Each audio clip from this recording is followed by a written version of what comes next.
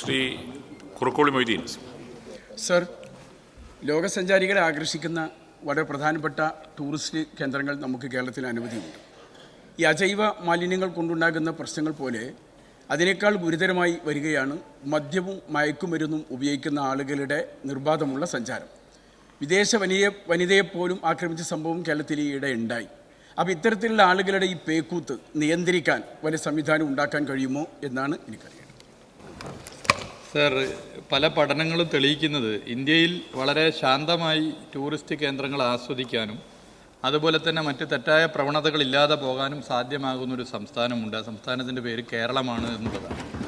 അത് പൊതുവേ വിലയിരുത്താണ്. എന്നാൽ ഇവിടെ പറഞ്ഞതുപോലെ ഒറ്റപ്പെട്ട എന്തെങ്കിലും സംഭവങ്ങളുണ്ടാവും സാർ, അത് പരിശോധിക്കുക. അങ്ങ് വളരെ ആത്മാർത്ഥമായിട്ടാണ് അത് പറഞ്ഞതെന്ന് ഞാൻ കരുതുന്നു. എന്നാൽ തെറ്റായി ഇതിനെ പ്രചരിപ്പിക്കുന്ന ചിലരുണ്ട് സാർ.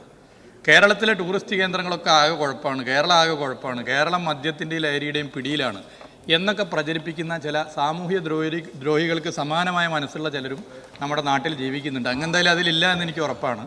അപ്പോൾ ആ നിലയിൽ ഉള്ള പ്രചരണത്തെ നമുക്ക് ഒരു തരത്തിൽ യോജിക്കാൻ പറ്റില്ല. എന്നാൽ ഒറ്റപ്പെട്ട ഇത്തരം സംഭവങ്ങൾ ഉണ്ടെങ്കിൽ അത് പരിശോധിക്കുക. എന്നാൽ പൊതുവേ കേരളം ഇങ്ങനെയാണ്, കേരളമാകെ കുഴപ്പമാണ് എന്ന് വരുത്തി തീർക്കാനുള്ള ശ്രമം അത് ഒരു തരത്തിലും യോജിക്കാൻ പറ്റുന്നതല്ല.